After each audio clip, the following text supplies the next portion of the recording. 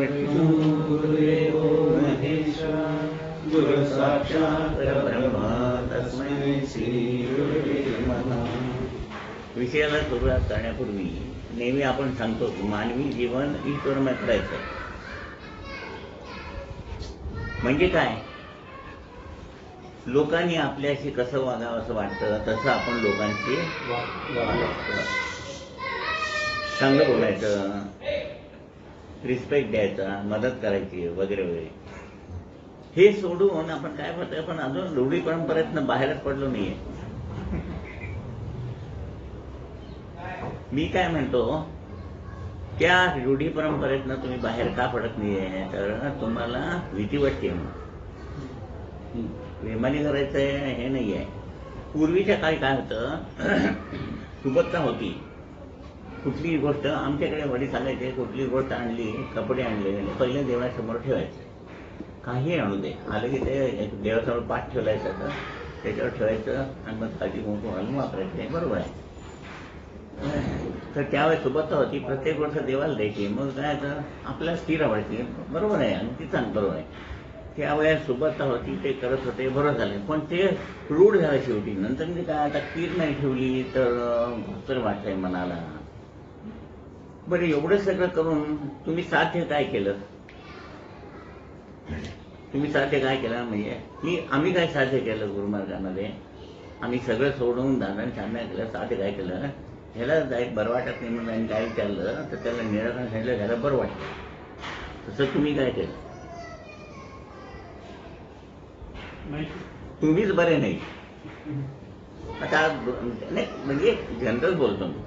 तर नवरात्र आला की डोक्याला ह्यांच्या दादा सांगायचे की दिवा लावायचा आहे, तेल महाग आहे, मग काय करायचं, मग रेशनिंगचं पाम तेल मिळतं का, म्हणजे हे काय चालू झालं डोक्यात किती 10 दिवस गोड स्वयंपाक करायचं. म्हणजे काय करायचं, सगळे कपडे धुवायचे, सगळे कपडे धुवायचे. आपण घाण आहे आणि कपडे काय ठेवायचं, घर सगळं धुवायचं.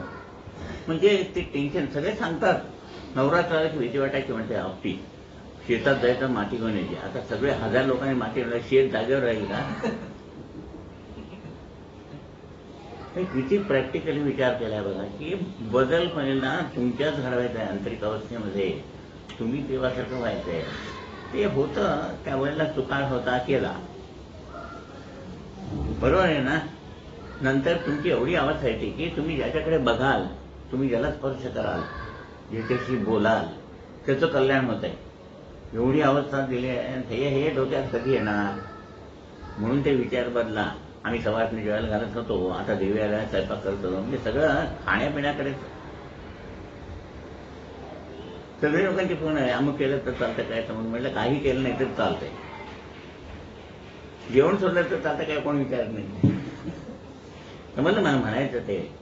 त्या काळानुसार गुरु बदल घडून तुम्हाला सोपं करून देतात. सगळे सोपं करून दिलंय. त्या प्रतिमाला सुद्धा काही अवचार ठेवला नाहीये. 2 हस्तकडी एक नसतात. आज मला होतंय मी करतो, उद्या समजा वाईट चांगलं काय होणार माहित नाही.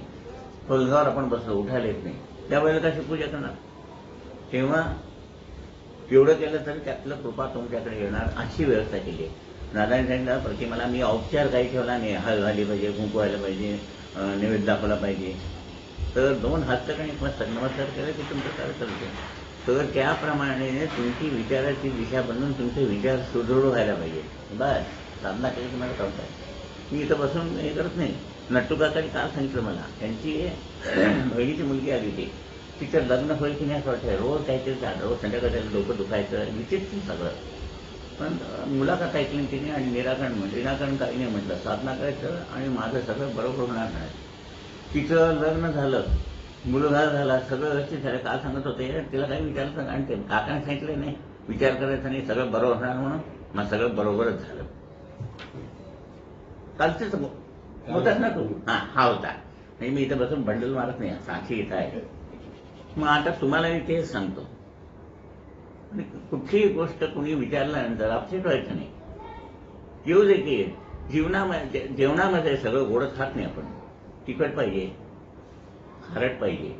तसं जीवनामध्ये संकट आलं तर म्हणून सांगितलं, मन जर तुमचं विषय झालं असेल 50%, काया 25, वाचा 25, बोलणं कमी. आणि जर मन जर तुमचं 50% असेल तर जसं मोठ्या समुद्रामध्ये टायटॅनिक सुद्धा बुडत आहे.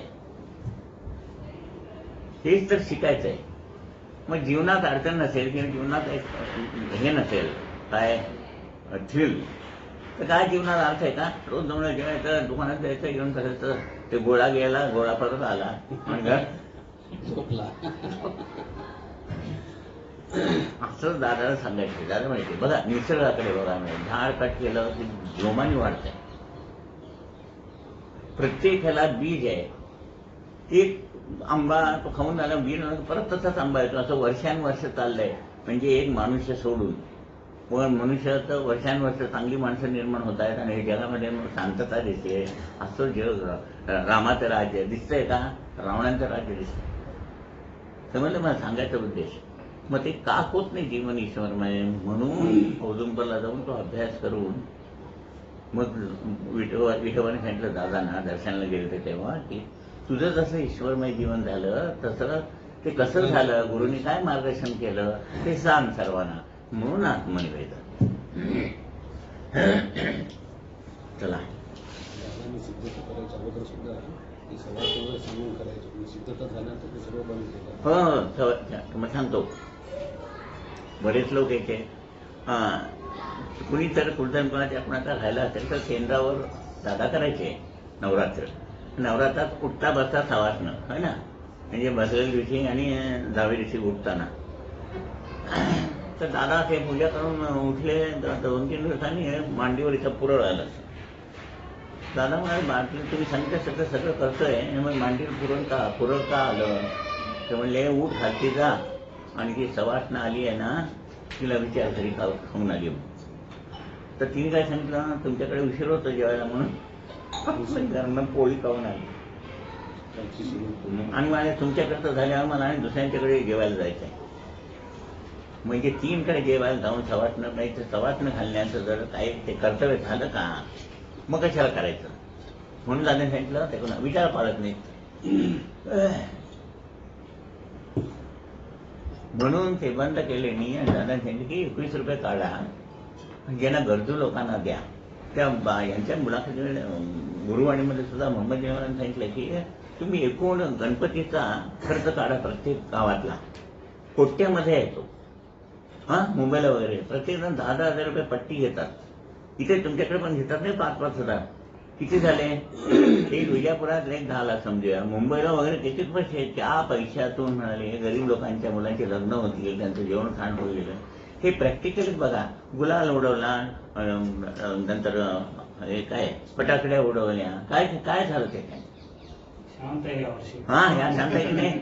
मग कोरोना ब्लेसिंग. रात्री 2-2 वाजेपर्यंत ढोल ते वाढत होतं. तो काय डीजे छाती असं धडकल्याचं होतं. तिथनं गाडी घेऊन गेलं ना तर हार्ट अटॅक येईल ते असं वाटतं. पोल्युशन म्हणजे किती प्रॅक्टिकल विचार करायला नाही. आणि तेव्हा मनुष्य जागा होत नाही तेव्हा देव तो तयार असतोच एक फटका द्यायला. आता किती बरं वाटतंय बघा. चला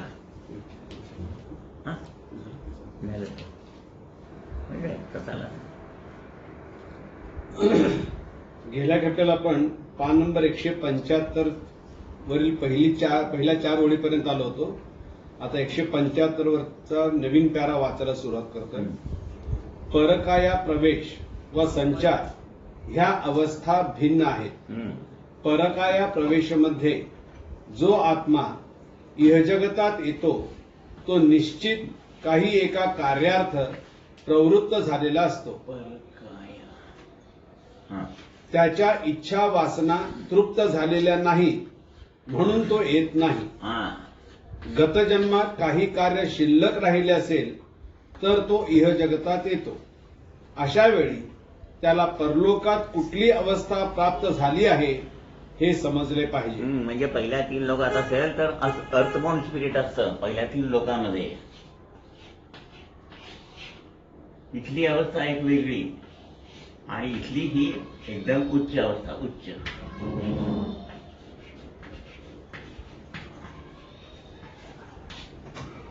म्हणून दादा लंडनला गेल्यावेळी दादा तिथे सुद्धा असं स्पिरिच्युअल काय ते spiritual association of great Britain असं नावाचं आपलं जसं साई आध्यात्मिक समिती आहे तसं तिथं कार्य चालतं. तो ब्लू बर्ड त्याचं नाव किंवा रेड बर्ड असं की ब्लू टोपी घालला की तो एक मीडियम तो येऊन उभारणार, मग ट्रान्स होणार आणि मग लोकांचे प्रश्न सोडवणार. तर दादा जाऊन बसल्यावर दादांच्या विभूती आहेत या सप्तलोकातल्या आहेत इथल्या. त्याची जी विभूती येणार होती ती ह्या लोकातली होती.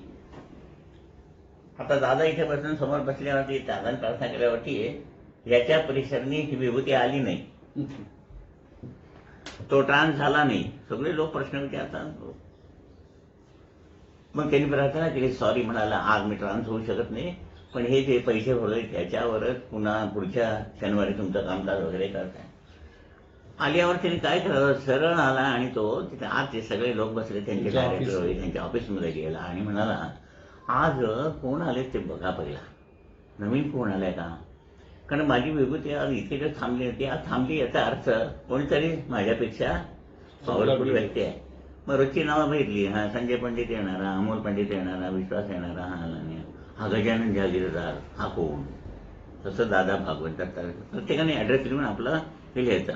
हे दत्तात्रय भास्कर भागवत हे कोण आहेत बघा मिळाले, त्यांचा फोन नंबर लिहायचा असतो. मग दादांना फोन केला त्या बाईने आणि म्हणाले, तेव्हा आलात तुम्ही, कसे काय आहात, काल आलात तुम्ही, विभूती थांबवली असं बोलली नाही ती. कशा करता आलात, इंडिया काय काय, तर आम्हाला तुम्हाला माहित तुम्ही आम्हाला भेटायला या. मग दुसऱ्या दिवशी दादा भेटायला गेले. त्यामुळे ती पण मीडियम होती. त्यांनी दादांना असे हात दाखल सांगितलं. दादांचे हाते 5 कलर निघाले, म्हणजे मोहम्मद बेगम बाबा, अजमेर शरीफ बाबा, फतेह सलीम बाबा, हाजी मानन बाबा आणि ख्वाजा बंदे नवाज, 5 विभूतींचे 5 कलर. त्यामुळे ह्या माणसांनी ती विभूती थांबवली. मग दादांनी सांगितलं, होय म्हणाले, मी विभूती म्हणजे तुमचं अडथळा निर्माण करते म्हणून नाही थांबवली, पण हा जो काम करतो त्याची विभूती कुठल्या लोकातली आहे हे मला बघायचं होतं. समजलं. मग त्याच्यावर ते काय म्हणाले सगळे, आता तुमच्या अवस्थेपर्यंत या मीडियमना तयार करायला तुम्हाला 10,000 पाऊंड देतो, एक गाडी देतो आणि बंगला देतो. ते दादा म्हणाले, मी विचार करून सांगतो. मग दुसऱ्या दिवशी दादा आले, ते my master is not allowing असं दादा सांगायच्या आधी त्या बाईने सांगितलं, his master is not allowing him, म्हणजे बाबा. म्हणजे आपल्याला त्या लेवलचे ग्रुप भेटले आहेत हे बघा. आता पण कसल्या बागा येतात, कशा ओरडतात, पण ती प्रतिमा दाखवली की गपचूप बसतात. आता सचिन माहिती की नाही, हा कोळी नाही लग्नाला गेलतो आपण, तो सचिन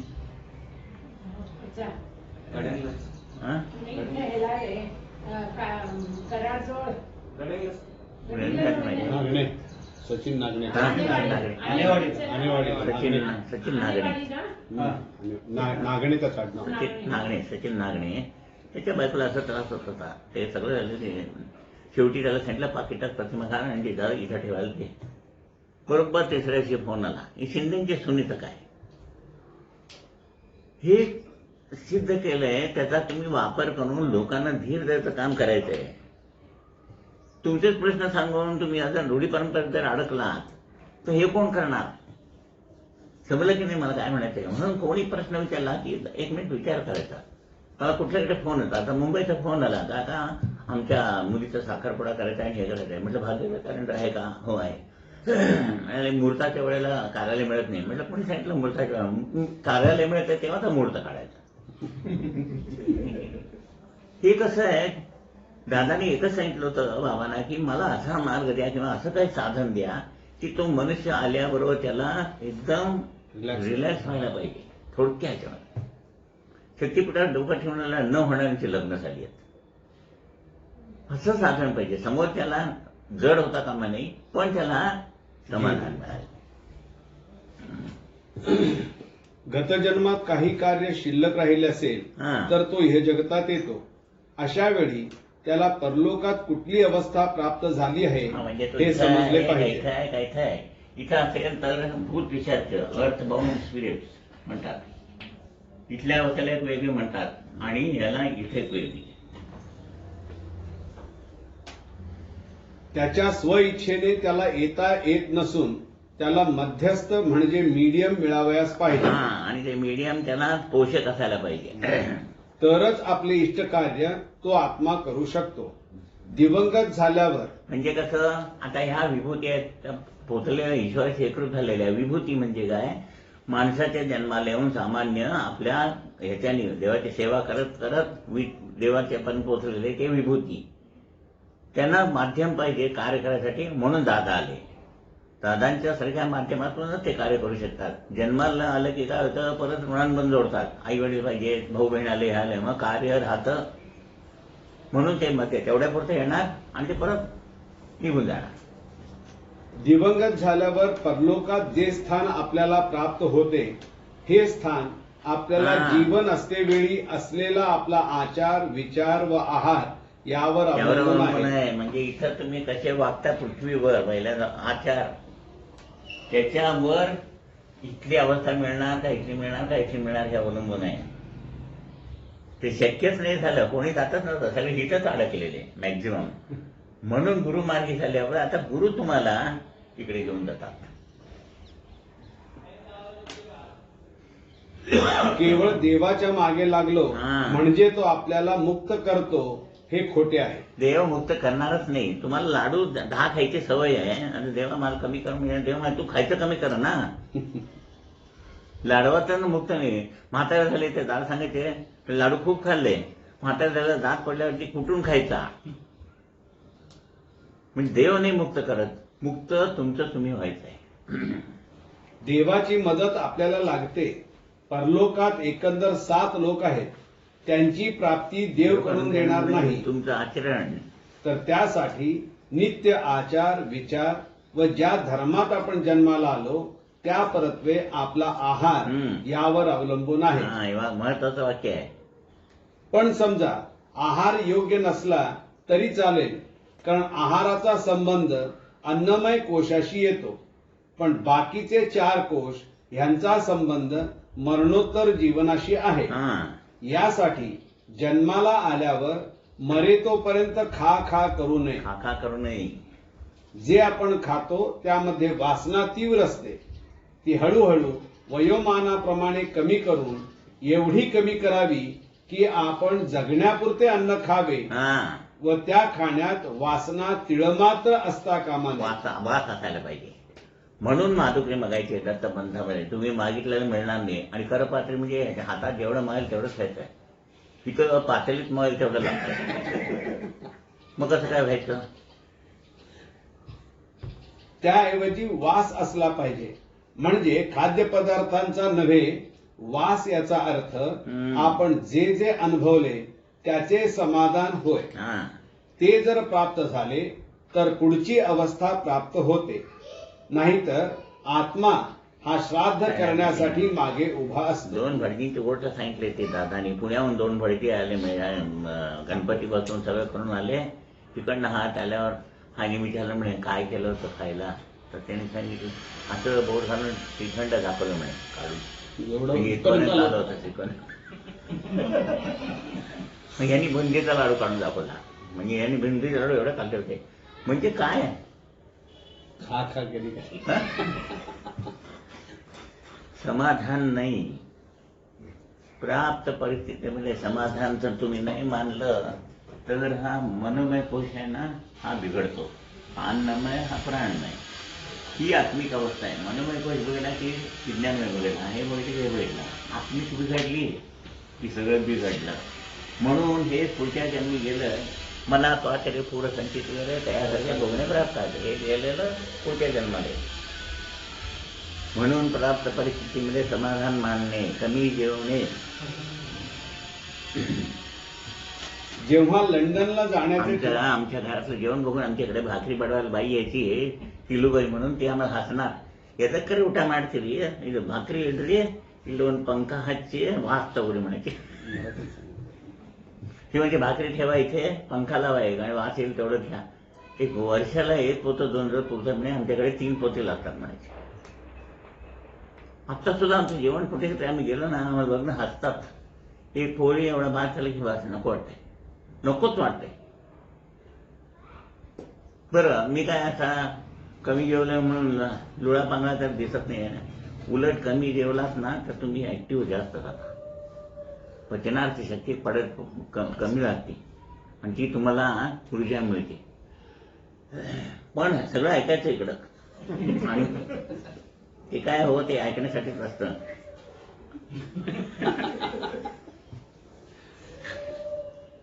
जेव्हा लंडनला जाण्याचे ठरवित होतो तेव्हा असा विचार आला होता की आपण तिकडे गेल्यानंतर काय करायचे. तेथे करमणूक म्हणून 100% जीवनाचा अपव्यय होतो. पण अभ्यास करावयाचा म्हटले तर आयुष्य पुरणार नाही असे हे शहर आहे. जगतात पुष्कळ मोठी शहरे आहेत, मुंबई, कलकत्ता, टोकियो, न्यूयॉर्क इत्यादी. पण त्या शहरांना आपले म्हणता येत नाही, कारण युगायुगाप्रमाणे आपल्यामध्ये अदलबदल झाला. सांगण्यासारखी संस्कृती कुणाही पाशी नाही. हे डोळे उघडे ठेवले तर कळून येईल. आज हिंदुस्थानात पुष्कळ शहरे आहेत, पण तिथे राहणाऱ्या समाजाची संस्कृती काय आहे हा प्रश्न पडतो. अर्धा भारतीय अर्धा परदेशी असा आचार विचार म्हटल्यानंतर काय संस्कृती म्हणून सांगायची, असे आज आपण अनुकरण केले आहे. अनुकरण. मागे एक गोष्ट सांगितली मी तुम्हाला की वडिलांची परिस्थिती बरोबर नव्हती, मुलगा लहान होता, तर ते काकबळी ठेवायचे. ते पंचाला अंडा नेसून द्यायचे. काकबळी ठेवताना ते कासोटा सुटायचा. ते रोज हा मुलगा बघत होता. नंतर वडील वारले आणि मग हा करायला लागला.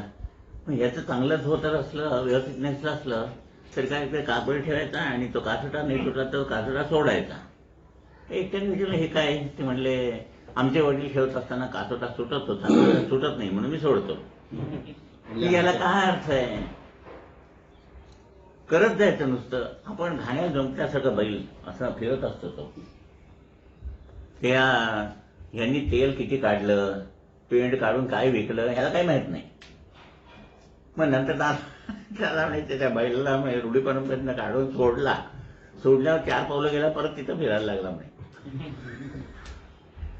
म्हणजे आपण असे आहोत. सोडलंय म्हटलं तरी हे करतात थोडं, हे कसं सोडायचं ते कसं सोडायचं म्हणून हळू थोडं हे पण करतो ते पण करतो. मग काय काय त्यांना विचारतात मला, नाही ते करून हे केलं तर चालतं की नाही. हो सगळं चालतं म्हटलं.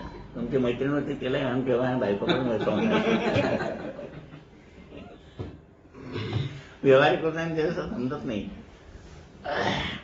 अहो पण काय मिळालं आपल्याला थोडं विचार करूया ना. ते नको म्हणून सांगतात म्हणजे तेवढा अधिकार आहे. गणपती बसवा नको असं किंवा श्राद्ध करू नको असं कोण सांगेल. तेवढी त्याची ताकद असेल तर सांगेल. नाहीतर काय करतात बघा, सोनं मिळालं तर एकट्याला आवरत नाही ती.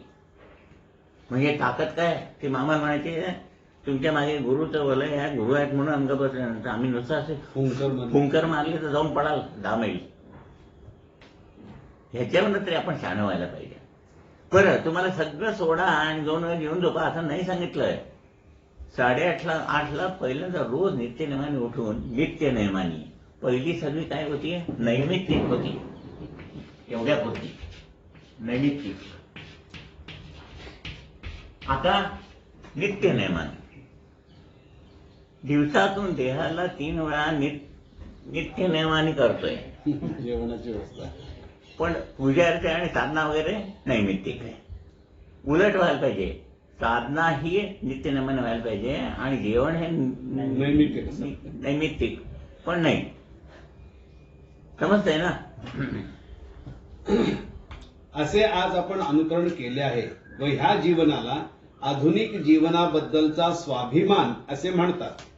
पुष्कळसे भारतीय भारताच्या बाहेर जातात व गेल्यावर आपण भारतीय आहोत असे म्हणण्यास त्यांना कमीपणा वाटतो. एका प्रसंगाची ओळख मुद्दाम लिहितो आहे, कारण आपल्या नित्य जीवनामध्ये जे आपण वागतो तसे वागू लागलो तर त्या जीवनाला मागासलेले लोक असे आपलेच बांधव म्हणजे म्हणतात. कारण मध्ये जाऊन खायचं नाही काय प्यायचं नाही म्हणजे काय, तुम्ही मागासलेले आहात. दादा म्हणाले मी मागासलेलाच आहे. पुढं आता मजा आहे बघा. इंग्लंडला गेल्यावर 6 महिन्यांनी मला भारतीय हाय कमिशनरनी जेवाव्यास बोलावले. माझ्याबरोबर आणखी काही भारतीय व्यक्ती होत्या. ज्या ठिकाणी मी राहत होतो ते घर एका भारतीय माणसाचे होते. त्यालाही जेवणाचे आमंत्रण होते. त्या गृहस्थाने मला असे विचारले की आपण हाय कमिशनरकडे जेवावयास जात आहोत तेव्हा तुम्हाला पाश्चिमात्य पद्धतीने जेवण्यास जमेल काय? म्हणजे हा महाराष्ट्रीयन म्हणजे हिंदुस्थानी असून असं विचारतो दादांना, आणि कुणाला आपण विचारतो हे तरी पाहिजे की. मी म्हणालो जेवायला गेल्यावर पाहू. हम्म. त्या दिवशी 5 भारतीय व 8 इंग्लिश अशा सर्वांना आमंत्रण होते. आम्ही सर्वजण गेलो. जेवण भारतीय पद्धतीचे होते, कारण मी शाकाहारी आहे म्हटल्यावर ज्यांनी जेवावयास बोलावले होते त्यांनी हॉटेलमध्ये शाकाहारी जेवणाची ऑर्डर दिली होती. वास्तविक हा विषय खासगी आहे, पण आत्मनिवेदन लिहावयाचे म्हटल्यावर सर्व वृत्तांत लिहिणे भाग आहे.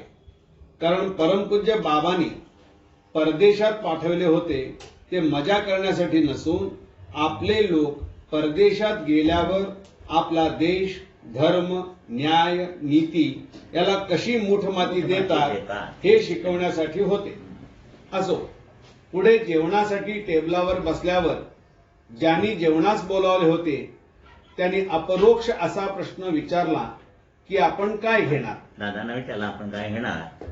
असा 6 महिन्यात ह्या प्रश्नाला मी वाकफ झालो होतो. तेव्हा मी म्हणालो आपण सर्वजण आपल्याला पाहिजे ते घ्या, मला मात्र ऍपल ज्यूस द्या. हे ऐकल्यावर जे भारतीय होते त्यांचा चेहरा बघण्यासारखा झाला. म्हणजे फुकट प्यायला मिळणार होता ना, आता दादा सगळे ज्यूस घ्या म्हणाल तर काय होईल म्हणून यांना काळजी. एक तर जेवण शाकाहारी व दुसरे काही जण मी फ्रूट ज्यूस म्हटल्यावर त्यांचा चेहरा होता की नव्हता असा झाला.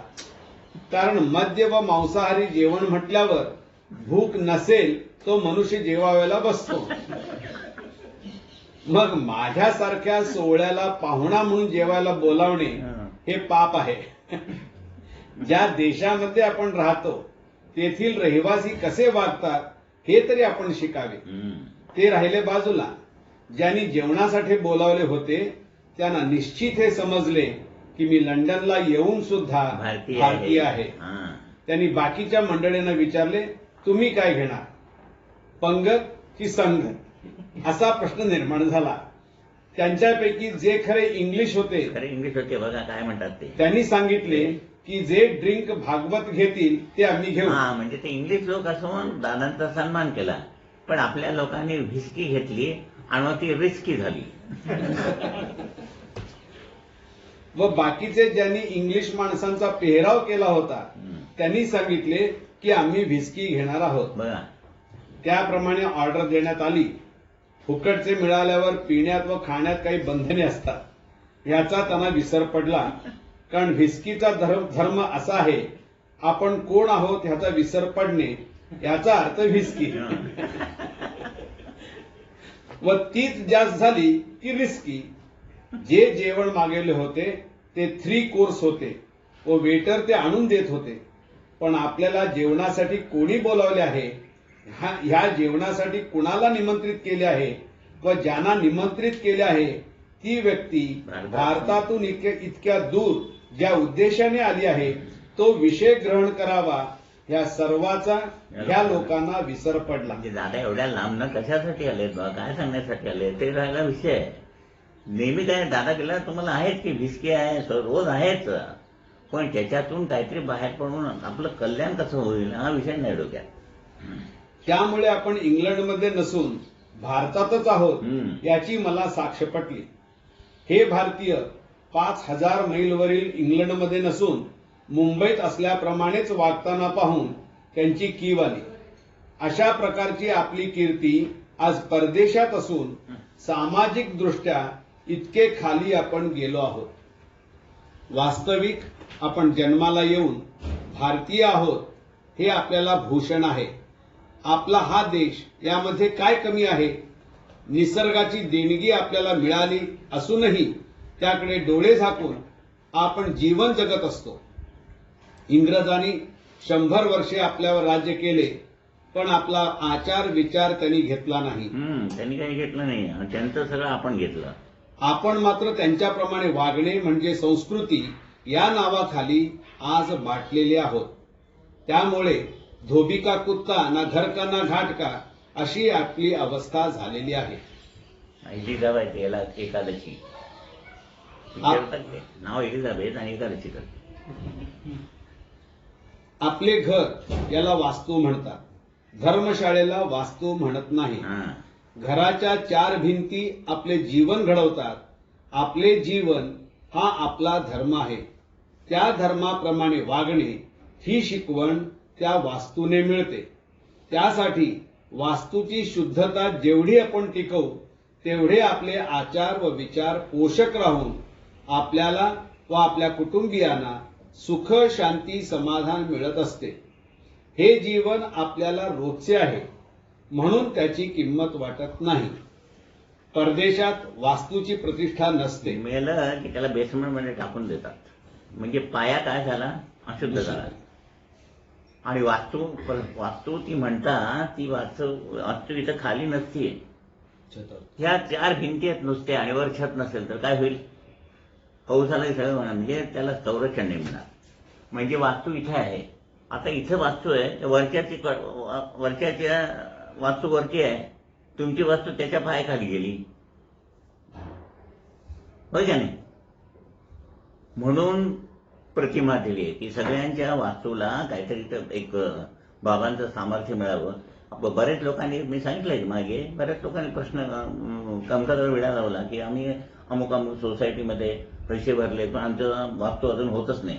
त्यावेळेला ती बाबांनी प्रतिमा दिली. आपण सुद्धा हुबळीला गेलो होतो, धारवाडला, त्यांनी 4-5 वर्ष झाली पैसे भरून त्यांचं कामच होत नव्हतं.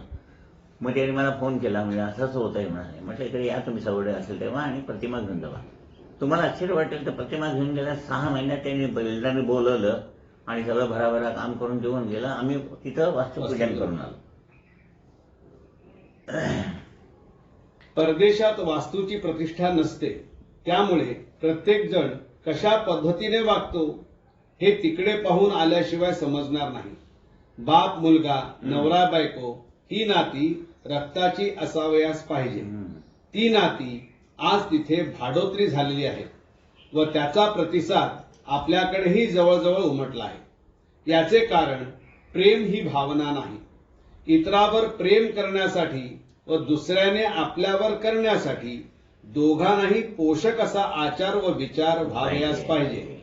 यासाठी आपल्या धर्मामध्ये आचार व विचार याला देवापेक्षा जास्त महत्व होते. आज मात्र प्रत्येक जण आपापल्या इच्छेप्रमाणे वागू लागला आहे. आज जी जागतिक अशांतता आहे तिचे मूळ कारण आपल्यामध्ये आहे. अविकसितता, कुणी काही बोलायचं, कसंही वागायचं, एकमेकाला पत्ता. पूर्वी 7-7:30 झाले की पाठ मांडायचे, ताटं घ्यायचे आणि सगळ्यांनी एकदा जेवायला बसायचं सर्वांच्या बरोबर. आमचे वडील भयंकर स्ट्रिक्ट होते आणि 7:30ला जेवायला बसतात म्हणजे जेवायला बसायचं. 8ला 8:30ला बायकांचे जेवण झालं, 8:30ला ह्याला कडी घालायची स्वयंपाकघराला आणि 9ला झोपायला जायचं. आज काय 8:30ला येते, 7ला येते, एक रात्री 1:30लाच येते, 12लाच येते. म्हणजे बायकांनी ते करायचं काय? त्यामुळे आम्हाला राग यायचा. पण आज आम्हाला ते जर व्यवस्थित, तेव्हा 7ला बाहेर नाही यायचं म्हणजे बाहेर नाही यायचं. तुम्ही फिरायला वाटेल तिथे जावं. 6:45ला घरात आला पाहिजे. 7:15ला 7:30ला हातपाय धुवून सगळं शुभम करत ते म्हणायला पाहिजे. झालं की पानं घ्यायची आमची, सगळे पाठ मांडायची. आता सगळं टेबला सोयीचं झालंय तुम्हाला. पहिल्यांदा स्वयंपाकातला केर काढायचा, पाठ मांडायचे, मग ताटं ठेवायची, तांब्या मांडं भरून घ्यायची आणि मग त्यांनी वाढायचं आणि पहिलं वाढलेलं सगळं खायचं. काय केलंय, कारल्याची भाजी पहिली वाढलेली खायची, नंतर नको तर घ्यायची नाही. आणि तसं ताट नेऊन ठेवलं तर परत बोलवायचं आणि म्हणजे उलटी झाली तर चालेल, खा पहिलं. एकाला शेपूची भाजी आवडत नाही, एकाला कारल्याची भाजी आवडत नाही. त्या बाईने स्वयंपाक करायचा कसा? एकाला पोळी पाहिजे, एकाला भाकरी पाहिजे, एकाला पुऱ्या पाहिजे. आणि बोलायला सोपं वाटते. एक 8 दिवस स्वयंपाक सांभाळून बघा, काय अन्याय. 8च दिवस. ही गावाला गेली ते सांगतो ते करून, तरी प्रवीणकडचा डबा यायचा. डबा आला तर ते काय सोयीच आहे. डबा सगळं घातल्यानंतर बुडलेलं फ्रीजमध्ये ठेवा, संध्याकाळी पुन्हा गरम करून ह्यानं घाला. एक वर करा. अरे बापरे म्हटलं. म्हणून मी बायकोला जेवायला वाटायला बोलत नाही त्याला, माझं मी घेतो सगळं आवरून ठेवतो, काय मी म्हणजे लोक त्या 8 दिवसामध्ये त्या बायका कसं करत असतील असं वाटलं. आज दोघी जण कुठे गेले? वरील पाण्यामध्ये माता झोप घेतो कैसा म्हणे, जावे त्याच्या वंशात तेव्हा कळते. म्हणून 8 दिवस आहे त्याला, 8 दिवस त्यांना दुकानला पाठवा आणि 8 दिवस स्वयंपाक सांभाळा, म्हणजे त्यांनाही कळेल पुरुष दुकान कसं सांभाळतात. तुम्ही नका पाठवून, नाही तर जास्त केलं तर. वरील घटनेनंतर सबंध वर्षात मी कुणाहीकडे जेवाव्यास गेलो नाही म्हणायला एका जर्मन फॅमिलीकडे दर बुधवारी मी जात होतो. ती बाई मला प्रथम भेटावयास त्यांच्या भारतीय मित्राच्या सांगण्यावरून आली. त्या दिल्लीतील भक्तांनी तिला लिहिले होते की माझे गुरु तिकडे आले आहेत, तेव्हा तू त्यांचा फायदा करून घे. त्यांनी पत्रात लिहिले होते की माझा व माझ्या गुरूंचा परिचय आज 10 वर्षे आहे. हिंदुस्थानातून पुष्कळ लोक तिकडे येतात व अध्यात्म म्हणजे काय ह्या विषयावर बोलतात, पण त्यातले खरे किती व पैसे मिळवण्यासाठी गेलेले किती हा प्रश्न आहे. मग सांगितलं की खाली बसायला, मांडी घालून बसायला शिकवायला 100 रुपये घ्यायचे. त्यांना काय बिचारांना माहित नाही, म्हणजे असं आपले लोक असे आहेत जाऊन तिथं करतात. कारण अध्यात्म हा आज पैसे मिळवण्याचा धंदा झालेला आहे.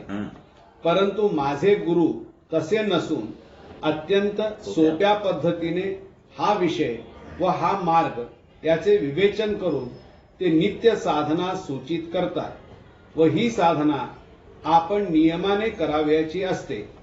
तेव्हा तू त्यांना भेट व नवऱ्याची ओळख करून दे, म्हणजे आज मला जी शांती प्राप्त झाली आहे तशी तुला प्राप्त होईल. ही व्यक्ती लंडनला आहे व पत्ता असा आहे, अशा आशयाचे पत्र तिला भारतातून आले व मलाही त्यांनी तसे कळवले. समजतंय ना? परंतु पत्र येऊन भेट होण्यास 15 दिवस गेले, कारण ती दोघे ज्या ठिकाणी राहत होते तो भाग लंडन मधील सुस्वागतम म्हणता येईल असा होता. म्हणजे काय हायफाय, कोणी महाराज आले म्हणले लगेच हे काय महाराजांच्या नावे लगेच वेळ लागले तुम्हाला असं म्हणणार. त्यामुळे तिला संकोच निर्माण झाला की जो पाहुणा आपण आपल्याकडे बोलावणार आहोत त्याचा आचार विचार कसा असेल अशा संभ्रमात 1 आठवडा गेला. शेवटी तिने निर्णय घेतला की आपण जाऊन येऊ, कारण तोपर्यंत भारतातून दुसरे पत्र आले होते की माझ्या गुरूंची भेट घेतलीस का. त्यामुळे आता तिला भेटणे भाग होते. त्याप्रमाणे तिने फोन केला व मी तिला बोललो की तू मला भेटण्यास संध्याकाळी 6 वाजता ये. त्याप्रमाणे ती आली व माझ्या खोलीच्या दारावर तिने टॅप केले. मी तिला होकार दिला व तिच्या स्वागतासाठी दरवाजाजवळ गेलो. दार उघडल्यावर ती म्हणाली की मला DB भागवत यांना भेटावयाचे आहे. तेव्हा मी म्हणालो, तुला ज्या व्यक्तीला भेटावयाचे आहे ती तुझ्या समोर उभी आहे. हे ऐकून तिला एवढा आनंद झाला की तिला संकोच आवरला नाही. त्या क्षणी तिने मला मिठी मारली व मी व ती एकमेकांकडे बघत राहिलो. मग मी म्हणालो, आपण बसूया. तेव्हा ती म्हणाली, डिअर दादा, आपण सर्व काही घरी बोलू. जर तुला काही भेटी आज नसल्या तर आपण माझ्या गाडीतून घरी जाऊ. लंडनमध्ये असंख्य गाड्या आहेत, पण माझ्या वाटेला एकही आली नव्हती. तिची गाडी पहिल्यांदाच बसाव्यास मिळाली. माझा पेहराव तिला इतका आवडला की तिने 10 वेळा त्याचे वर्णन केले. आम्ही जात असता तिने मला विचारले, लंडनमध्ये किती ठिकाणी हिंडलास व काय काय पाहिलेस. मी तिला सांगितले, मला लंडन पाहण्यापेक्षा खूप बोलायचे आहे व त्यासाठी मी लंडनला आलो आहे. हे ऐकून तिला आश्चर्याचा धक्का बसला, कारण हजारो प्रवासी लंडन पाहण्यासाठी येतात व मग तिखट मीठ लावून लंडनचे वर्णन करतात. पण मीच तिला असा परदेशीय भेटलो की ज्याला लंडन पाहावयाचे नव्हते. तेवढ्यात तिचे घर आले. जाताना गाडी चालत होती, त्यापेक्षा माझे डोके याची गती अधिक होती. याला कारण भारतात शेकडो लोकांना मी भेटत होतो पण आजची भेट वेगळी होती. कारण ह्याला काय सांगायचं माहिती आहे, आपण मराठी सांगताना लोकांना तुम्ही साधना करायची, जीवन ईश्वर वगैरे हे सगळं सांगतो, पण त्यांना 2 वाक्यात 4 वाक्यात काय कार्य ते सांगायचं होतं. म्हणून दादा विचार करायला लागले की ह्यांना काय सांगायचं. देवाला सुद्धा मी भ्यालो नाही, हां. पण आज होणारी ही जर्मन दाम्पत्याची भेट वेगळी होती. गाडीतून उतरून लिफ्टने आम्ही 5व्या मजल्यावर गेलो व घरात प्रवेश करण्यापूर्वी कुणाशी आपली भेट होणार आहे ही आतुरता मनात होती. लागलीच तिने अशी काही हाक मारली की किती जन्माच्या आपल्या भेटी झाल्या आहेत असे वाटू लागले. तिचा नवरा जवळ येऊन उभा राहिला व म्हणाला, माझे नाव मायकेल व तुझे नाव माझ्या बायकोने आत्ता ओरडून सांगितले आहे, माय डिअर दादा. तिने हा उच्चार केला त्यात सर्व काही आले. मनुष्याने जन्माला येऊन हेच मिळवायचे आहे की परदेशात सुद्धा आपली किंमत कळली पाहिजे. आपल्याकडे भक्तांच्या वागण्याचे 2 प्रकार असतात हे तेव्हा कळले. तोंडापुरते दादा पण चिंतना सुखाचा पाडा व त्या सुखाची प्राप्ती बाबा व दादा केव्हा करून देतील तेव्हा खरे, असा अनुभव मला नवीन नव्हता. पण एवढ्या प्रेमाने हाक मारण्याचे सुद्धा धारिष्ट पाहिजे. परदेशामध्ये स्वतःच्या नवऱ्यासमोर दुसऱ्या व्यक्तीला माय डिअर असे संबोधणे एवढे सोपे नाही. यावरून आपले मन व त्याची प्रगती किती झाली आहे याचे अनुमान कळते. शेवटी आम्ही तिघांनी एकमेकांना सांगितले की आपली ही भेट देवाने घडवली आहे, तेव्हा ह्या भेटीत संकोच नको. ती दोघे मला म्हणाली की तू मनमोकळेपणाने इथे राहिलास तर आम्ही आमचे भाग्य समजू.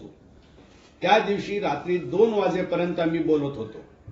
त्यानंतर जेवणाचा विषय निघाला. तिने जेवण तयार केले होते.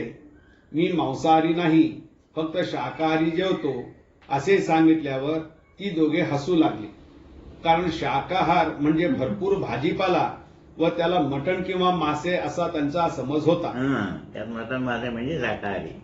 मागाहून त्यांना कळले की शाकाहारी जेवण म्हणजे काय व मग त्या दोघांनी माझी माफी मागितली व म्हणाले, पुढच्या वेळी आपण सर्वजण शाकाहारी जेवू व तू येथे आहेस तोपर्यंत दर बुधवारी इथे ये. आणि आजही बुधवारच आहे.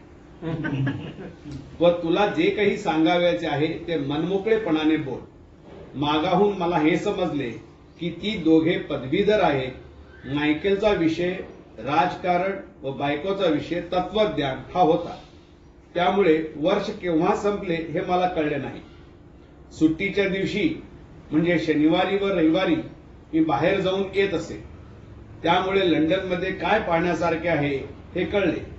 मुख्यत्वे बागा व म्युझियम्स पाहण्यासारखे आहे. तसेच जुन्या काळातील पेंटिंग्सही पाहण्यासारखी होती. माझा मूळ स्वभाव चित्रकला शिकण्याचा होता. घरच्या परिस्थितीमुळे मला शिकता आले नाही. पण मग शिकलो ह्या जगापासून.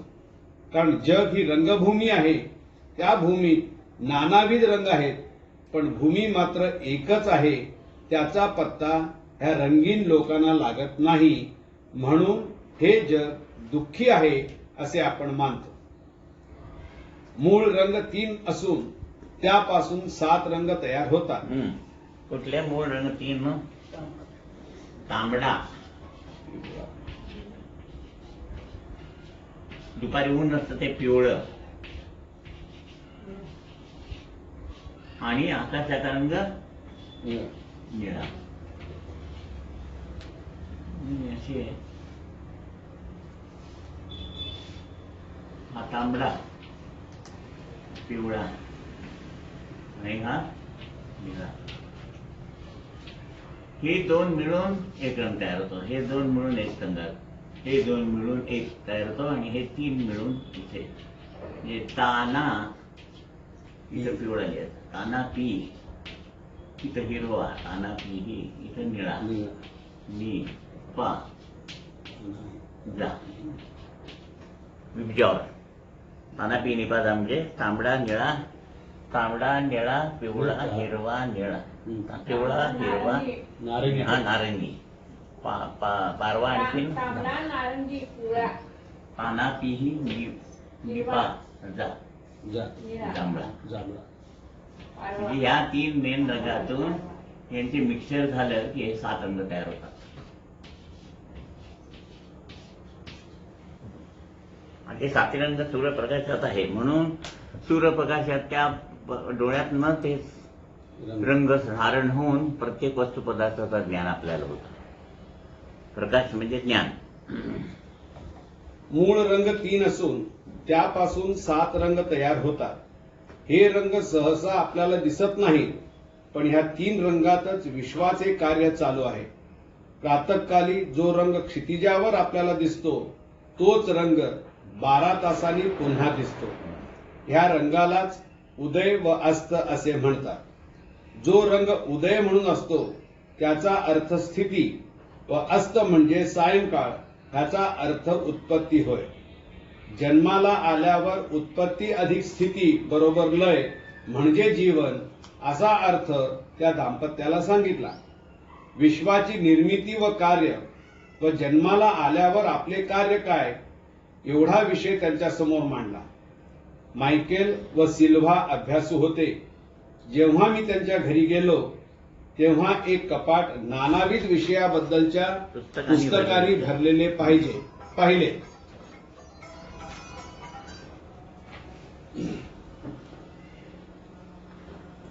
त्यात पॉल ब्रंटनची वेदाबद्दलची पुस्तके व चिन्मयानंद यांनी लिहिलेले पुस्तके मी पाहिली. तेव्हा त्यापेक्षा काही वेगळेपणा आपल्यात दिसला पाहिजे तेच बोलू लागलो तर तेच तत्व आहे असे लोक समजतील. यापेक्षा जगाला काही नवीन शिकवावे असे ठरवून घरी आलो. आता दादानी काय सांगितलं की तुम्ही 50 जणांचे 50 पुस्तकं वाचू नका. का ती पृथ्वी आहे. जो कोणी वरती आहे तिथे मनुष्य आहे तो काय घेतो माझ्या पायाखाली पृथ्वी आहे. बरोबरच आहे. जो मनुष्य इकडे खाली आहे तो काय देणार माझ्या डोक्यावर आहे. तेही बरोबरच आहे. तिकडे असलेला मनुष्य म्हणतो माझ्या डाव्या बाजूला आहे. तिकडे असलेला मनुष्य म्हणतो माझ्या उजव्या. आता हे 4 वाचल्यानंतर तुम्हाला काय होईल? कन्फ्युजन होईल. म्हणून हे प्रत्येकांच्या त्यांच्यापर्यंत एकाने 4 आंधळ्या त्यांनी हत्तीचं वर्णन केलं म्हणे. एक म्हणला केळीच्या खांबासारखा आहे पाय धरला. एक म्हणला ह्याच्या शेपटीसारखा आहे शेपूट धरली. एकाने सोंड धरली म्हणला ह्याच्या काहीतरी असं आहे. एकाने कान बोला ह्याला सुपासारखा आहे. पण ते 5 जण सगळ्यांचं एकत्र केल्यावर हत्ती म्हणून ज्ञान झालं. म्हणजे प्रत्येकाने आपापल्याप्रमाणे त्या धर्माचं वर्णन केलंय पण त्या एक सर्वांचं मिळून हे काय तात्पर्य ते दादांनी सांगितलं. दुसरे दिवशी गुरुवार होता. सकाळी पूजा झाल्यावर परमपूज्य बाबांना म्हणालो येथील जग निराळे आहे.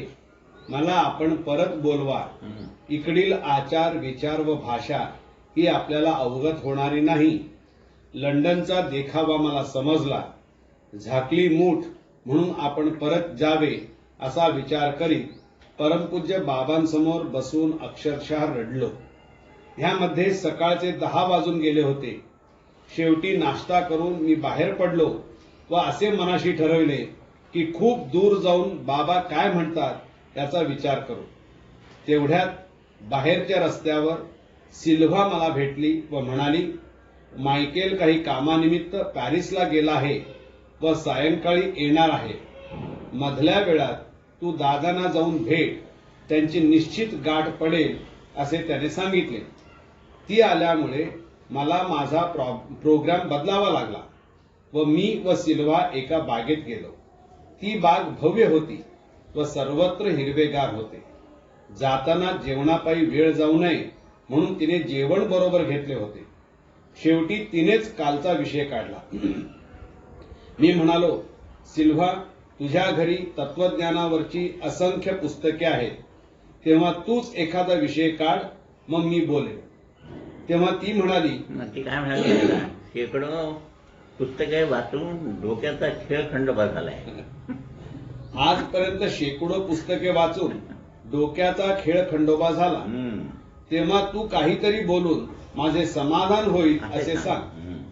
हॉटेलमध्ये जे मेनू कार्ड असते ते आता आम्हाला नको आहे. आम्हा दोघांची पार्श्वभूमी तयार आहे. देव व धर्म खोटे आहे असे आम्ही मानत नाही, परंतु देव म्हणजे काय व कुणाला म्हणावयाचे, धर्म म्हणजे काय, ह्या जगात धर्माच्या नावाखाली विडंबन चालले आहे व अजून देव म्हणजे काय व धर्म म्हणजे काय याचे उत्तर मिळत नाही. ज्या तत्वज्ञानाचे वाचन आम्ही दोघांनी केले आहे त्या लेखकांनी या मार्गाला स्वतः वाहून घेतलेले आहे, परंतु आमच्यासारख्या सामान्य माणसांना त्या तत्वज्ञानाची प्रचिती आल्यावर आम्ही सत्य म्हणू, आम्ही त्याला सत्य म्हणू. पुष्कळशे लोक भारतातून येतात व व्याख्याने देऊन हा मार्ग गूढ आहे असे मत प्रतिपादन करतात.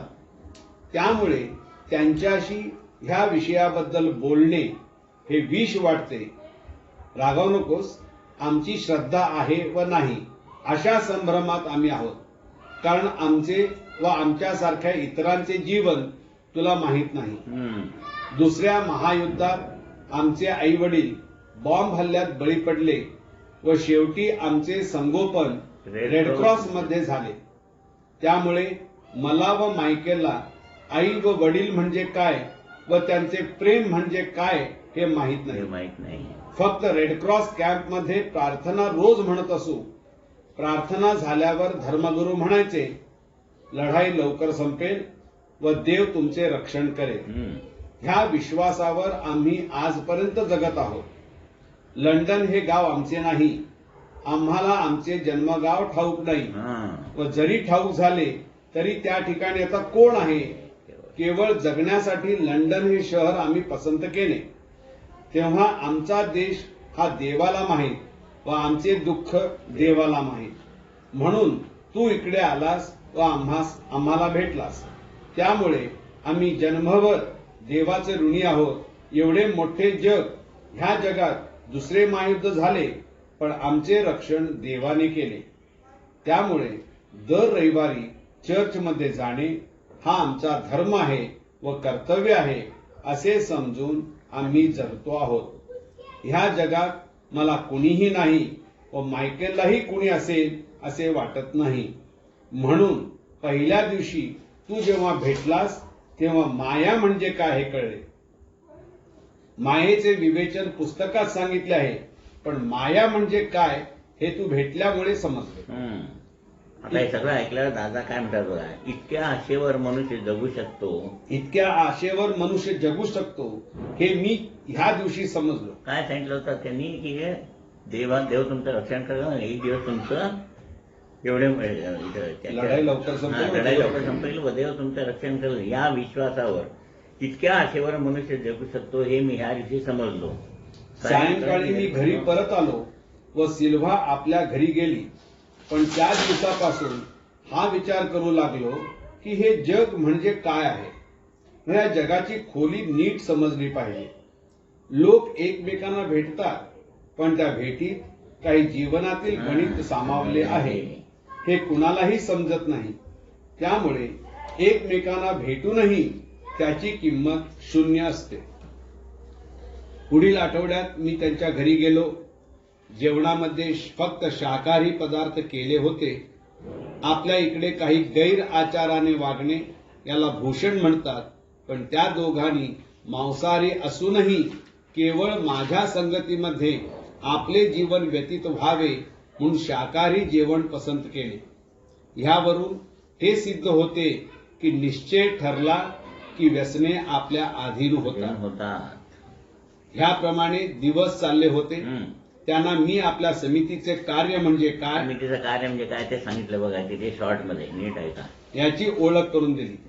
प्रत्येक जन्माला येणारा मनुष्य याचा विकास होणे आवश्यक आहे. विकास होणे आवश्यक आहे व तो विकास होण्यासाठी केवळ पूजापाठ करून चालत नाही. पूजापाठ म्हणजे गंध उगाळणे, केस काढणे हे औपचार झाला. स्वयंपाक करणे तसं. आणि उपचार म्हणजे काय, सगळी पूजा करून झाल्यावर नैवेद्य दाखवून आरती बिरती झाल्यानंतर देव आशीर्वाद देतो. ते दूध साखरेचा नैवेद्य घ्यायचा म्हणजे उपचार. समजते ना. असा उपचार करून रोज ती शक्ती रक्तामध्ये धारण करून हे संबंध आंतरिक अवस्था आहे ती विकसित करायची. त्यासाठी नित्य 15 मिनिटांच्या साधनेची आवश्यकता आहे. ती साधना प्रामाणिकपणे केल्यावर आपण हळूहळू देवापाशी जाऊ. म्हणजे देवासारखे हो. देवाकडे नव्हे. देवाकडे केव्हा जातो? लास्टला. ते म्हणजे ते जावंच लागतं. आपण जाता का विचारलं तुम्ही हो नाही म्हणायची वाट बघत नाही. कारण देवाकडे शेवटी नाईलाजास्तव आपण जातो. हे म्हणण्यामध्ये खूप अंतर आहे. कारण एक अवस्था अनंत आहे. म्हणजे देवाशी एकरूप झाला की तुमचं अनंत व्यापी झालं. अनंत व्यापी. आणि मेला की अंत झाला. व दुसरी अवस्था अंताची आहे. हे समजून घेऊन जो कोणी साधना करतो त्याला देवाची भेट इहजगतात होते. जशी आपल्याला देवाची मदत लागते तशी मदत आपण इतरांना करणे म्हणजे काही कमीपणा नाही. उलट आपली मदत इतरांना उपकृत होते. एवढे ज्ञान व साधना मी भारतात सगळ्यांना शिकवित आहे व परदेशी आल्यावरही तीच साधना सांगत आहे. चमत्कार वगैरे मला वर्ज्य आहे. चमत्कार करणे म्हणजे चमत्कारिक वागणे व बोलणे असे मी मानतो. त्याचा काही उपयोग नाही. जन्माला आल्यावर प्रत्येकालाच मरण आहे. पण जोपर्यंत आपल्याला जाणीव आहे तोपर्यंत शरण जाणे हे आपले कर्तव्य आहे. देवाला शरण जायचं म्हणजे अहंकार बाजूला ठेवायचा की तुझ्यामुळे हे सगळं चाललंय ह्याची जाणीव. मग बघून घेईन तुम्हाला. अरे काय बघून घेणं? जीव गेल्यानंतर कुणाला बघणार? अहंकार. रावणाला एवढं बळ होतं पण त्या अहंकाराने सबत सत्यानाश झाला. एवढा विषय नानाविध रूपाने व दाखले देऊन त्यांना समजावून त्या उभयतांना सेवक म्हणून तयार केले व आज ती दोघेही सेवकाचे कर्तव्य पार पाडित आहेत. याबद्दलचा अभिमान वाटतो.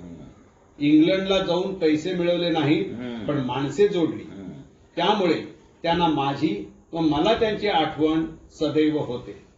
ही कृपा परमपूज्य बाबांची म्हणावी लागते. जवळजवळ 1 वर्षानंतर मी भारतात येण्यासाठी तयारी केली व या काळात सर्व जग पाहिले म्हणालात तरी चालेल. कारण लंडन शहरात जगातील सर्व लोक त्यांची भाषा व चालीरीती ह्या पाहिल्या. एकूण सर्व काही पाहिले. दुरून डोंगर लहान दिसतो पण चढण्यासाठी तो फार मोठा असतो. कार्य हा शब्द अगदी लहान आहे म्हणजे तो 2 अक्षरी शब्द आहे. देहाने जेव्हा क्रिया होते त्याचा अर्थ कार्य असे लोक म्हणतात. पण कार्य हा शब्द सागरासारखा आहे. ते करीत असताना आपण संपून जाऊ. पण कार्याचा उगम केव्हा व कुणी केला याचा अंत लागत नाही. पण जो अनंत आहे त्याचा अंत कधीही लागत नाही हे म्हटल्यावर मी हे केले असे म्हणणे व्यर्थ आहे. जो करविता व घडविता तो तोच आहे.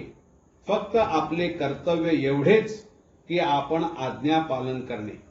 आपण अधिक शहाणे आहोत म्हणून त्याचा अर्थ किंवा अनर्थ आपण लावतो.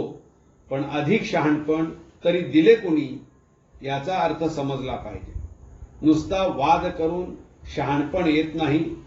यासाठी ह्या जगात आपण कुणीही नाही हे जेव्हा स्वतःला समजेल तेव्हा जग म्हणजे काय हे समजेल. पण नुसता फाजील गर्व आपल्याच नाशाला कारणीभूत होतो. जेव्हा इतरांना दुःख द्यावयाचे असते तेव्हा आपल्याला काही साधना करावी लागत नाही. पण नुसते गोड बोलावे यासाठी आपल्याला साधनेची बंधने पाळावी लागतात. तरच जग सुखी होईल. असे तत्व आपल्या आचारात यावयास पाहिजे. एवढे शिकून मी भारतात परत आलो. इकडे असताना मन व विचार याचा अभ्यास साधना म्हणून मी केला होता. पण फॉरेन मध्ये गेल्यावर आचार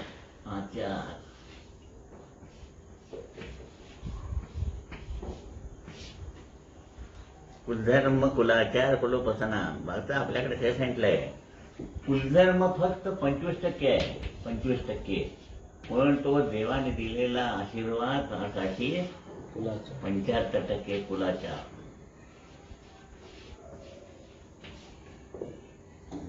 कुलाचार आणि कुलोपासना.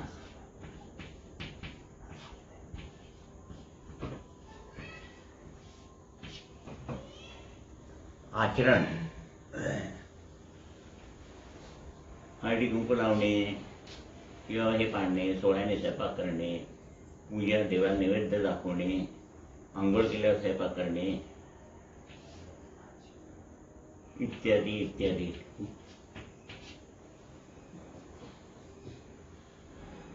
ते बापकट करायचं आणि देवीची पूजा करायची, हे कुठे सातारात बसतंय. असे काही लोक आले, ते पुण्याला कोकणस्थ ब्राह्मण ना, ते डोक्यात इतक्या गोळा झाल्या बापकट केलेला. आणि काय खायचं संध्याकाळी मैत्रिणीच्या बरोबर? ओर्क. म्हणजे काय? डुकराचं मांस. एवढ्या गोळा झाल्या, जेवायला बसले बुलुबुलू पडायच्या. काय करून लायसेल झालं, लायसेलचा बाप झाला. काय कमी दादांच्याकडे कामकाज आले, त्यांनी पहिला प्रश्न विचारला, तुमची देवी कोकणस्थ ब्राह्मण एवढी कडक आहे अंबेजोगाई, तिला हे सगळं चालत नाही म्हणाले. आणि निराकरण सांगितल्यावरती 15 म्हणजे 2 आठवड्यात ते 3 आठवड्यात एकही होऊ नये. त्याला काय म्हणायचं? असे बरेच लोक आमच्याकडे सगळं येऊन गेले. त्यांना सांगितलं, आपण आपलं बापकट करून चालणार नाही, तुमची देवी भयंकर कडक आहे. त्यांनी केस वाढवल्याबरोबर त्यांचे सगळे प्रॉब्लेम सुटले. नावं कोणाचे सांगायचे नाही तर असं हे सगळे अनुभव आम्ही घेतलेत. मग जाणारी एक शब्द वापरलाय, अर्धे इंडियन आणि अर्धे म्हणजे जड इकडे नाही जड तिकडे अर्धवट. त्यांनी मला सांगितलं ना, घर का ना घाट. बाई ब्राह्मणाची पण बापकट केले. इकडे असताना मन व विचार याचा अभ्यास साधना म्हणून मी केला होता. पण आचार हा महत्वाचा कार्यभाग जीवनात आहे हे बाहेर गेल्यावर समजलं. आचरण, बोलणं, चालणं त्यांचं एकदम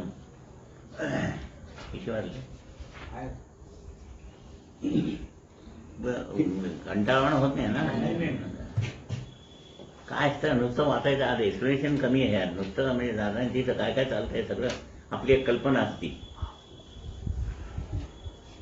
हिंदुस्थानात परत आल्यावर असे ठरविले की पुन्हा कामकाज म्हणून ऐहिक प्रश्न सोडविणे यापेक्षा वेगळे काही द्यावे. तेच तेच तेच तेच सांगायचं. आळ्याला मगरगंडा म्हणजे काय? तेच. जगाला काहीही दिले तरी हे जग पुरे हा 2 अक्षरी शब्द आपला जरी अंत झाला तरी उच्चारणार नाही. तेव्हा ऐहिक बाजू 25% व पारमार्थिक 75% असे दिले पाहिजे. त्याचीच गरज विश्वाला आहे व त्यासाठी आपण प्रयत्न केले पाहिजे असा विचार केला. नुसते जग पाहून आलो हे म्हणणे जगाला पटले तरी मला ते पटेना. कारण महत्वाचे कार्य अजून बाकी आहे, ते कार्य हाती घ्यावे अशी तळमळ लागून राहिली. तशी प्रार्थना करून मार्गदर्शनाबद्दल परमपूज्य बाबांना विनंती केली. तेव्हा परमपूज्य बाबा म्हणाले, तुझे 5 पीर काय म्हणतात हे विचार. म्हणजे मोहम्मद जिल्हा बाबा, अजमेर शरीफ बाबा, फतेहपूर सलीम बाबा, हाजी मलंग बाबा आणि ख्वाजा बंदे माझे 5 पीर. नुसती माझी आज्ञा हवी असे म्हणून तळमळत राहू नकोस. तर तळमळ ह्या शब्दाचा बोध घे. आज जगाला तळमळ आहे सुखाची. हे डोहाळे आहेत भीक मागण्याचे. ते डोहाळे पुरविणे म्हणजे कार्य नव्हे. होईल आमचा व्यापार कधी चांगला होईल हे ऐहिक सगळं. जे मरताना सोडून जायचंय त्याचे डोहाळे सर्वांना लागले आणि ते भिकायचे डोहाळे आहेत. ते डोहाळे पुरवणे म्हणजे कार्य नव्हे हे लक्षात घे. कार्य कार्य म्हणून तू म्हणत आहेस, पण बाळ जर अजून अंगावर मुतत आहे तर त्याची मुंज आत्ताच नको. मी त्याबद्दल नंतर सांगेन. आजपर्यंत जे कार्य आपण करीत होतो ते वाया गेलेले नाही, पण जोपर्यंत चाड शिल्लक आहे तोपर्यंत त्याचे मोजमाप करू नकोस. पुढील टप्पा महत्वाचा आहे त्यासाठी 100% भक्त पाहिजे. नुसती भक्ती असे म्हणून सक्ती करणारे नको आहेत, तरच पुढील मार्ग सूचित करेल. नुसत्या अडीअडचणी विचारणारा समाज आता नको आहे. कारण माझ्या वेळेला जग निराळे होते व आजचे जग वेगळे आहे. गुरुचरित्राचे पारायण कर, तुझी संकटे दूर होतील, हे ऐकून ज्या भक्तांचा पारा चढतो ते लोक देवाची सेवा करतील का? शक्य नाही. त्यापेक्षा देव नसला तरी त्यांना चालेल. 2 वेळेला जेवायला मिळते आहे, मग अधिक त्रास कशाला घ्यायचा? आजची वेळ भागते आहे, पुढचा विचार पुढे करू. असे जग जन्माला येणार आहे.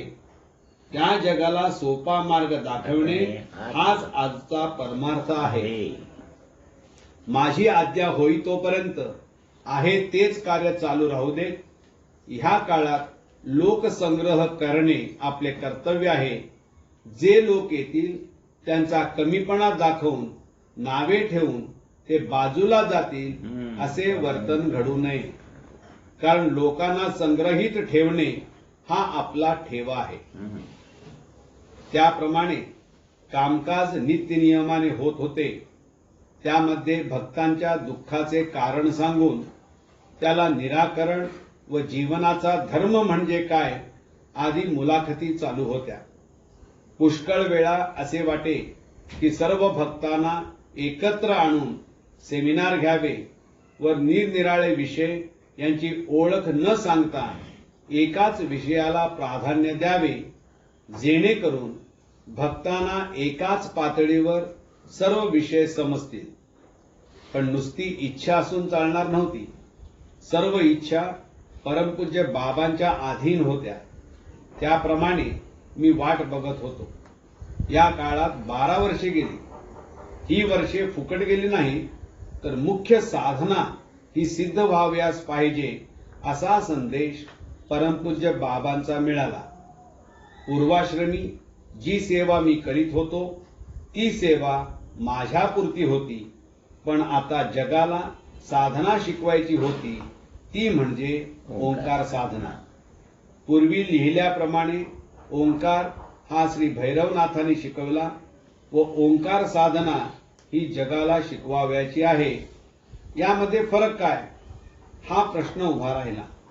त्यासाठी कामकाज म्हणजे ऐहिक प्रश्न हे बंद कराव्यास पाहिजे, तर पुढील मार्गाचा प्रवास सुरू होईल असे परमपूज्य बाबांनी स्पष्ट सांगितले. कारण तो पहिला भैरवनाथांनी दिलेला ओंकाराचा तो नाद स्वरूपात होता. तो भयंकर अवघड असतो. आणि नंतर नरसिंह सरस्वतीच्याकडे आणायचा तो शब्दरूप. आणि परंतु नरसिंह सरस्वती यती म्हणजे जन्मता संन्यासी, तोही सौम्य करायला पाहिजे होता. तो जगासाठी मिळणार होता शब्दरूप. नाद रूप आहे तो अवघड होता म्हणून तो राहिला, आणि तो ह्या लोकांपुरता होता. हा शब्दरूप आणि सर्व जगासाठी. ह्या काळात 2 टप्पे सेवा झाली होती व भारतभर समितीचे कार्य परिचित झाले होते. ओंकार साधन सिद्धता यामध्ये ज्या पुण्य विभूतींचा आशीर्वाद आहे त्यांचा समावेश ह्या कार्यात आहे. तेव्हा त्यांची आज्ञा महत्वाची आहे असे परमपूज्य बाबांनी सांगितले. त्या दिवसाची व वेळेची मी वाट पाहत होतो. तो सुदिन आला. त्या वर्षीची गुरुपौर्णिमा मुंबईत झाली. असंख्य लोक जमा झाले होते व मी आरती म्हणत होतो. ह्यापूर्वी मी आरत्या म्हटल्या असतील. त्या आरतीमध्ये देव होता, पण देवत्व म्हणजे काय हे ह्या दिवशी आरती म्हणत असताना समजले. आपण ह्या जगात आहोत की वेगळ्या जगात आहोत हे समजेना. आजूबाजूला भक्त होते व आरतीही म्हणत होते, पण त्या दिवशी आरतीमधील आर्तता म्हणजे काय हे समजले. आरती संपल्यावर तीर्थप्रसाद घेऊन लोक घरी गेले, पण माझी स्थिती वेगळी झाली. कारण परमपूज्य बाबांची आज्ञा अशी झाली की आज दिवसापर्यंत हे जग आपले नाही, नव्याने जगाची निर्मिती करावयाची आहे. त्यासाठी उद्यापासून सर्व केंद्रावरील कामकाज तू बंद करावयाचे आहे. व नवीन जगाला तू आरंभ कर. नवीन जग सोपे नाही हे मागावून समजेल. तो दिवस गुरुपूजनाचा तारीख 30 जून 1977 हा होता. त्या दिवसापासून वेगळी किरणे दिसू लागली. म्हणजे आपली दिशा भिन्न आहे हे कळले व आता ऐहिक जगातून पारमार्थिक जगात प्रवेश करावयाचा आहे हा निश्चय केला. पुढे पुण्यास आल्यावर नित्य साधना झाल्यावर राहिलेला वेळ खोली बंद करून विचार करू लागलो. पण मनाशी योजना कशी आखावी हे गणित काही निश्चित होईना. शेवटी नवरात्र उजाडले, देव बसवले व सकाळ सायंकाळ पूजा आरती साधना करीत होतो. पंचमीच्या दिवशी पहाटे श्रीदेवीचे दर्शन झाले. पूर्वी एक दोनदा देवीचे दर्शन अगदी सौम्य व सुंदर असे पाहिले होते. पण त्या दिवशी देवीचे रूप अक्राळ विक्राळ व रागीट दिसले. म्हणजे ती श्री महाकाली असावी असे वाटले. दसऱ्याच्या दिवशी परमपूज्य बाबांचे मार्गदर्शन असे झाले की ती शक्ती आहे, तिची स्थापना तुला पुढे करावयाची आहे. त्याआधी आज जी शक्ती प्रसन्न झाली आहे ती लय आहे, तिला पचव म्हणजे मग मी सांगेन. त्याच दिवशी मी आजारी पडलो. अन्न पचेना, उलट्या होऊ लागल्या. शेवटी दवाखान्यात गेलो व 8 दिवसांनी परत आलो. विश्रांती घेऊन दिवाळी झाल्यावर गोव्याला आलो. तिथेही कामकाज बंद केले व नियुक्त सेवकांनी कामकाज करावे अशी आज्ञा परमपूज्य बाबांची आहे, तिचे पालन सर्वांनी करावे असे मी सांगितले. पुढील कार्य जगाच्या हितासाठी मला करावयाचे आहे, तेव्हा मी कामकाज न करता जे कोणी सेवक आहेत ते करतील असे सांगून मी पुण्यास आलो. जी स्थिती मी दसऱ्यापूर्वी अनुभवली होती त्याचे पडसाद उमटू लागले. शेवटी हताश होऊन परमपूज्य बाबांना विनंती केली की जे कार्य आपणास करावयाचे आहे ते ह्या जन्मात होईल की नाही ह्याची खात्री मी सांगू शकत नाही. अजून आरंभ झाला नाही तर मी आजारी पडलो व मरतो की जगतो अशी स्थिती माझी झाली. अशी अवस्था कुणाच्याही वाट्याला येऊ नये. झाले कार्य ह्याला मी हात जोडतो असा विचार करीत मी पुण्यास होतो. पण मी जरी गप्प बसलो तरी परमपूज्य बाबा गप्प बसले नाही. अशी आज्ञा झाली, मी सांगतो आहे त्याचा फक्त विचार करू नकोस. सामर्थ्य मी देणार आहे. आजारी पडलास तरी मरणार नाहीस हे निश्चित. आणि जर मरण आले तर कर्माने मरू नकोस, धर्माने मर. ह्यातच जीवनाची सार्थकता आहे. हताश होऊ नकोस. चोर सुद्धा चोरी करते वेळी हातात शस्त्र असल्यावर भीत नाही, मग तू का भीतोस.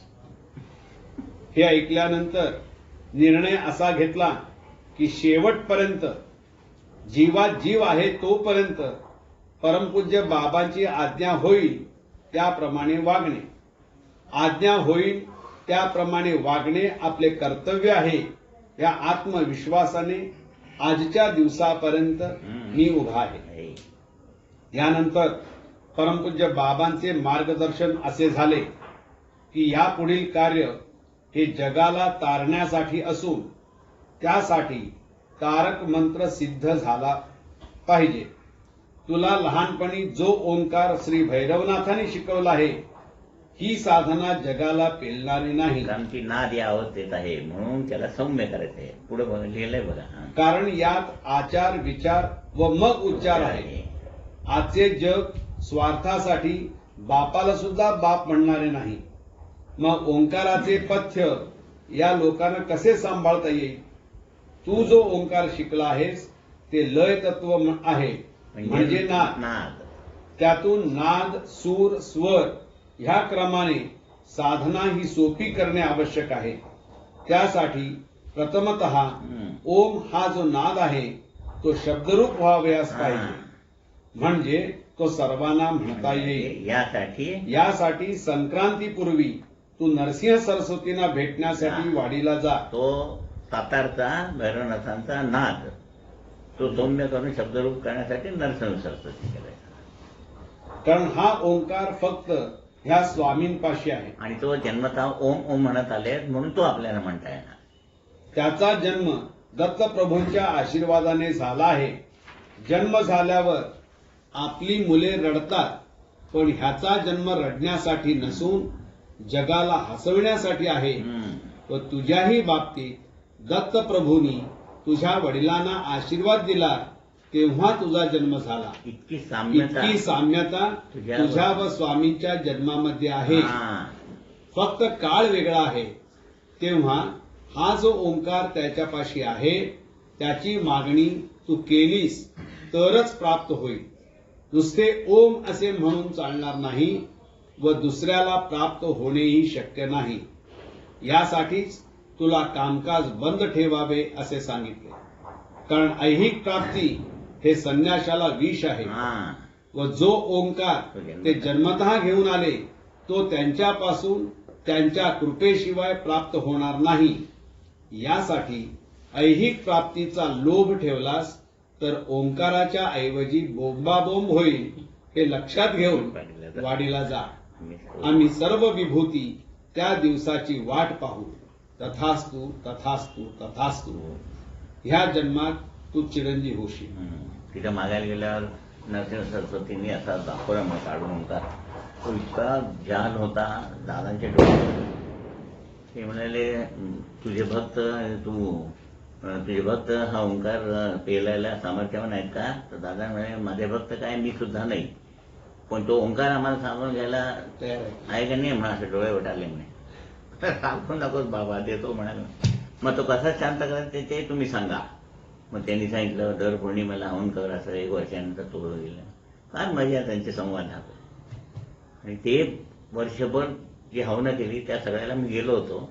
आणि नंतर मग तो ओंकार शांत करून पौर्णिमेला का आता ऊन पौर्णिमे चंद्रावर जातं आणि चंद्राची शीतल हवा आपल्याला मिळते म्हणून तो सौम्य झाला आणि शब्दरूप झाला आणि आपण संसारी लोक करू शकतो. म्हणून मग ती साधना केल्यानंतर विकास करायला पाहिजे. म्हणजे तुमचं जीवन ऐहिक आहे ते सुखी होईल. हे नाहीच आहे. यांना ऐहिक पाहिजे आधी आणि इकडे विकास करायचा हे माहीतच नाही. म्हणून नवीन जगाला चालू. पहिली साधना मग विकास झाल्यानंतर तुमचं ऐहिक जीवन ते सुखी होणार आहे. पण नाही आधी आम्हाला द्या मग आम्ही ते करू. हे सगळं उलट. म्हणून इथले नवीन जगाचं काय मला ते आधी कळलं नाही. पण नवीन जगाला ऍडजस्ट व्हायलाच पाहिजे. झाले ना. गुरु साईनाथ महाराज की जय. श्री गुरुदेव दत्त सदानंदाचार्य को सच्चिदानंद सद्गुरु श्री पंत महाराज की जय. श्री गुरुदेव दत्त. श्री सद्गुरुनाथ